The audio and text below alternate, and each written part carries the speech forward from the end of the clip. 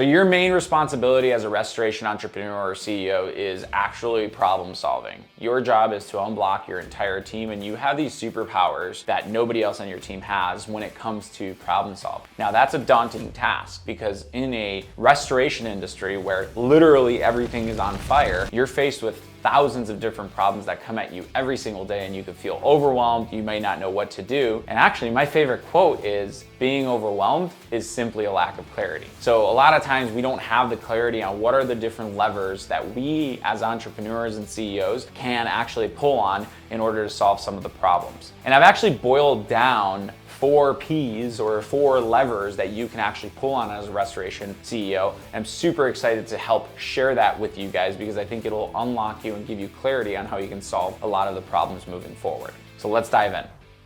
P number 1 is arguably the most important, and that is people. And people are very, very important because there wouldn't be an organization without people. One of my favorite quotes is that the majority of your problems are who problems, not how problems. There probably is somebody in this world that is an expert at solving the problem that you're about to face, and you should go find that expert and align them with your mission versus you trying to figure out how to solve the problem on your own. I can give you a great example of that. Earlier within our career, we had scaled up to where we were doing a decent amount of work with about 4 different crews, and I was the bottleneck towards receivables. So we did, almost $2 million a year during that specific year, but we were really, really, really bad at collecting the money. And in fact, I have got a bunch of clients that are in the same boats right now as we speak. What we realize is, hey, our problem will get solved by an accounts receivable specialist actually collecting. And the one thing that we did differently at that point is we actually set out to look for somebody with experience that had worked with a competitor. That was like one of our prerequisites. As opposed to before, we were hiring technicians that didn't know what they were doing. They just needed to have,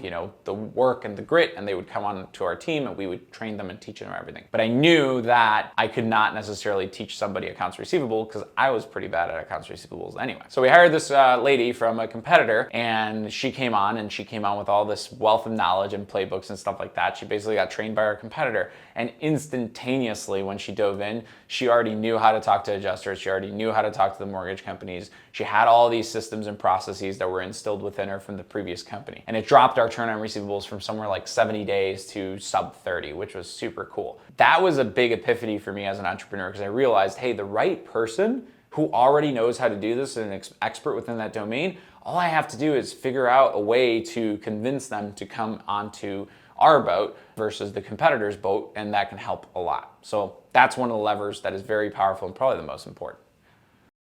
Lever number 2, the second P, is property. And what I mean by property is everything that you can actually physically own. So that's anything from trucks to bank accounts to equipment and so on and so forth. Within your company as an entrepreneur, you're probably the only one as the owner or the CEO that can pull that specific lever because you don't really want technicians going around and getting lines of credit for the company. We used to have a $50,000 line of credit with a big blue bank. We'll just call it that for the sake of not giving out names. And we realized that oftentimes, just because we weren't collecting money as great, we would get these larger projects, we would get large mitigation projects. We constantly were kind of like strapped for cash, and we were afraid it would give us an inability to produce larger projects. So we set out to build a relationship with a local bank, and we ended up getting $1 million line of credit from that local bank. And that unlocked our ability and actually saved our is when we got the 8-figure water loss that the link is actually below, where we didn't get paid for about 3 years, and it went through litigation, and there was hundreds of thousands of dollars worth of expenses on there. So a lot of times with your problem, you can think, hey, is this a property problem? Can I go buy more equipment? Can I go get more capital? And will that solve that problem? That's another lever that you have to pull on.